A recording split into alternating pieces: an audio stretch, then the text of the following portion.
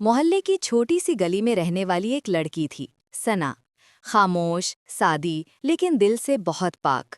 हर दिन कॉलेज जाती, घर वापस आती और माँ की मदद करती। सना के घर के हालात बहुत अच्छे नहीं थे। बाप बीमार, माँ काम वाली और छोटा भाई स्कूल में। सना हमेशा मुस्कुरा कर कहती, अल्लाह सबको बेहतर करेगा, बस सब्र करो। लेकिन उसके अंदर एक दर्द छुपा था, वो दर्द जिसे वो किसी से कह नहीं पाती थी। एक दिन कॉलेज से लौटते वक्त उसने खामोशी से अपने एक दोस्त आरिफ को फोन किया। आवाज हल्की कांप रही थी। आरिफ, अगर मैं आज बात करते करते रो दूं तो माफ कर देना, मुझे कोई अपना चाहिए। आरिफ हैरान हुआ। क्या हुआ सना, तुम रो क्यों रही हो? कुछ देर खामोशी रही, फिर सना बोली, आज फीस जमा न होने की वजह से मुझे क्लास से बाहर कर दिया गया। मम्मी घर पर रो रही हैं, अब्बू की दवाई भी खत्म हो रही है।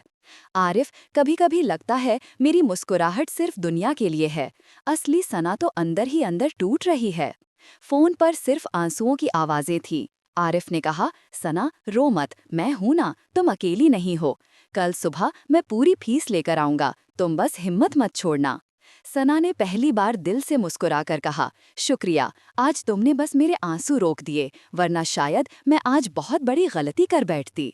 अगले दिन आरिफ उसकी फीस लेकर कॉलेज पहुंचा, लेकिन गेट पर खबर मिली, सना की तबीयत रात में अचानक बिगड़ गई, उसे हॉस्पिटल ले जाया गया है। आरिफ भागता हुआ वहां पहुंचा, लेकिन सना अब बोलने की हालत में नहीं थी। चेहरे पर ऑक्सीजन मास्क, आंखों में नमी। आरिफ ने उसका हाथ पकड़ा और धीरे से कहा, सना उठो, फीस हो गई, सब ठीक हो जाएगा। सना ने आंखें खोली, मुस्कुराई और बस इतना कहा, देखा, मैंने कहा था ना, अल्लाह किसी न किसी को भेज देता है। और उसी मुस्कुराहट में उसकी सांसें थम गईं। आरिफ सन रह गया। वो फीस की रसीद पर नजर पड़ते ही टूट कर रो पड़ा। किस्मत भी कैसी होती है, कभी समय पर मदद मिल जाए तो जिंदगी बदल जाती है, और कभी मदद एक पल लेट हो जाए तो जिंदगी ही खत्म। उस दिन आरिफ ने एक बात समझी, कोई भी इंसान बाहर से चाहे जितना भी खुश दिखे, अंदर क्या जंग लड़ रहा है, ये सिर्फ खुदा जानता है। सना की मौत के बाद पूरा मोहल्ला गम में डूब गया, लेकिन सबसे ज्यादा टूट चुका था आरिफ। उस रात उसने सना का बैग घर लाकर मेज पर रखा। फीस की पर्ची, थोड़ा सा लंच और एक छोटी सी डायरी। डायरी पर लिखा था, सना की बातें किसी से नहीं कहना। आरिफ ने कांपते हाथों से डायरी खोली। पहला पन्ना, जिंदगी मुझे हर रोज एक इम्तिहान देती है, मैं जीतती हूँ या हारती हूँ ये सिर्फ अल्लाह जानता है। दूसरा पन्ना, कभी कभी मैं आरिफ को बताना चाहती हूँ कि मैं उससे कितना भरोसा करती हूँ, लेकिन डरती हूँ कहीं वो मुझे बोझ न समझ ले। तीसरा पन्ना, अगर मैं एक दिन अचानक चली जाऊं तो मेरी माँ को कहना कि मैं उन्हें बहुत चाहती थी, और आरिफ को कहना मैं उसकी दोस्त नहीं, दुआ थी। आरिफ की आंखों से आंसू टपकने लगे, पर डायरी का आखिरी पन्ना सबसे दर्दनाक था। अगर कल फीस न जमा हो पाई तो शायद मैं खुदा के पास शिकायत लिए चली जाऊं, क्योंकि अब मेरी हिम्मत खत्म हो रही है। आरिफ ने डायरी सीने से लगा ली। कमरे में सना की खुशबू थी, पर वो खुद कहीं नहीं थी। अगले दिन आरिफ सना के घर गया। उसकी माँ के चेहरे पर वो दर्द था जो किसी का दिल फाड़ दे।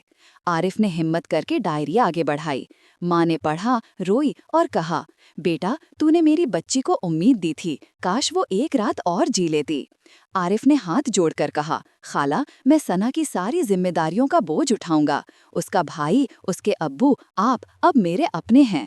सना की माँ रोते हुए बोली, बेटा, अल्लाह तुझे उससे भी ज्यादा खुशियां दे जितनी तूने मेरी बेटी को उसके आखिरी दिन में दी। उस दिन के बाद से आरिफ रोज सना के घर जाने लगा। उसके छोटे भाई की फीस भरने लगा, अब्बू की दवाइयाँ लेकर आता, माँ के लिए राशन लेकर आता।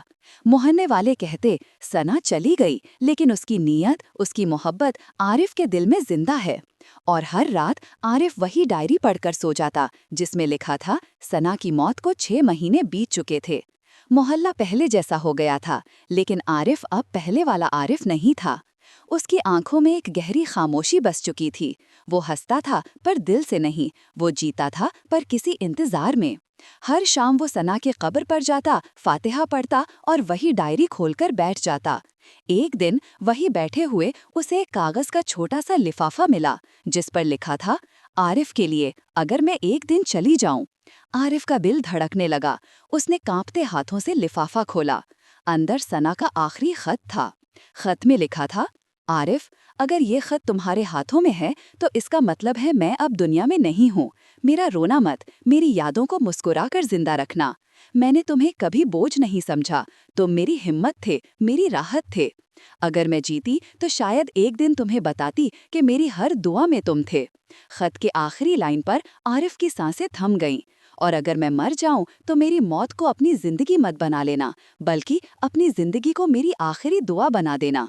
आरिफ वहीं बैठा रोता रह गया, दिल जैसे टूटकर खामोश हो गया।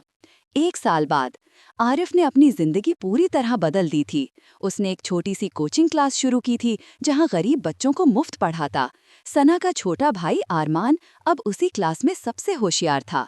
लोग कहते थे, सना नहीं रही, पर उसकी रोशनियां आरिफ और आरमान में जिंदा हैं।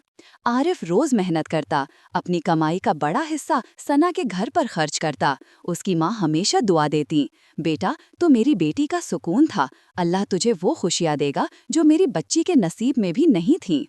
फिर एक दिन आरिफ को सना के अब्बू ने आवाज दी, बेटा जरा इधर आओ, ये तुम्हारी अमानत है। आरिफ ने देखा, वो एक छोटा सा ट्रंक था जिसमें सना की कुछ चीजें रखी थीं। सबसे ऊपर एक नोट था, मेरे मरने के बाद ये सामान आरिफ को दे देना, ये उसकी नहीं, ये उसकी दुआओं की निशानी है। अंदर एक दुपट्टा, एक पुरानी पेंसिल और एक तस्वीर थी। तस्वीर के पीछे लिखा था, मेरी आखिरी मुस्कुराहट उसी के लिए। आरिफ आंख बंद करके रो पड़ा, लेकिन इस बार उसके आंसू कमजोरी नहीं थे, ये आंसू एक वादा था। फाइनल मैसेज, जो आपके चैनल पर सबसे ज्यादा वायरल होगा। उस दिन आरिफ ने अपने दिल में एक बात लिख ली, किसी को दिल से चाहो तो उसकी मौत भी आपकी जिंदगी मिटा नहीं सकती, वो दुआ बनकर हमेशा जिंदा रहता है। कहते हैं, जिस तरह सना ने आखिरी सांस में मुस्कुराकर कहा था, अल्लाह किसी को भेज देता है, वैसे ही आज आरिफ दूसरों के लिए वो भेजा हुआ इंसान बन चुका था।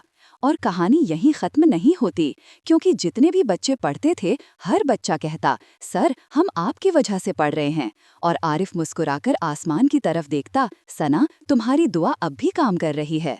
तो दोस्तों, आज की कहानी यहीं खत्म होती है। मिलते हैं अगली सच्ची कहानी के साथ, तब तक के लिए अल्लाह हाफिज।